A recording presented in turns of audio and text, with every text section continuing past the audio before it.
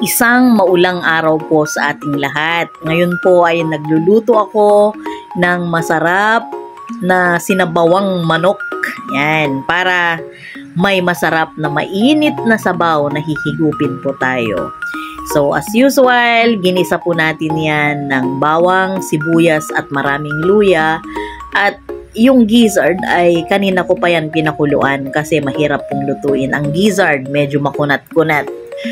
Yung manok ay medyo tinagalan ko na inilagay noong naigisa ko na yung mga ricado para manuot-nuot ang lasa, guys. Nasa sa inyo po yan kung gusto ninyong maglagay ng panlasa na gaya ng chicken cubes. Ang sa akin ay nilagyan ko lang yan ng konting patis para may panlasa.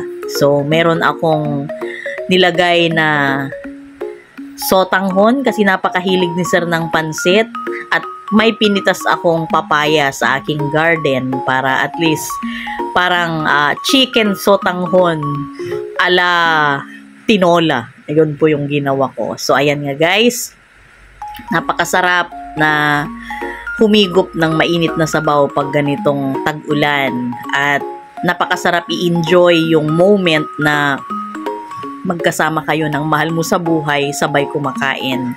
Nilagyan ko ng dahon ng sili. As all you know, marami akong sili. Kaya ayan nga, guys, napakasarap na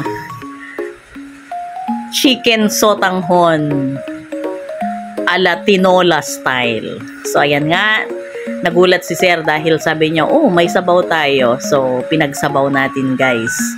Napakasarap po na namnamin ang biyaya ng Panginoon na sa lahat ng bagay ay nagpapasalamat tayo dahil lahat ng meron tayo ay biyayang galing sa Diyos, at pagyamanin at laging itaas ang dakilang pangalan ng Panginoon, maging sa pagkain natin or iinom man tayo, naway ang pangalan ng Diyos ang siyang maitataas sa ating mga buhay. Tara, kain na po tayo.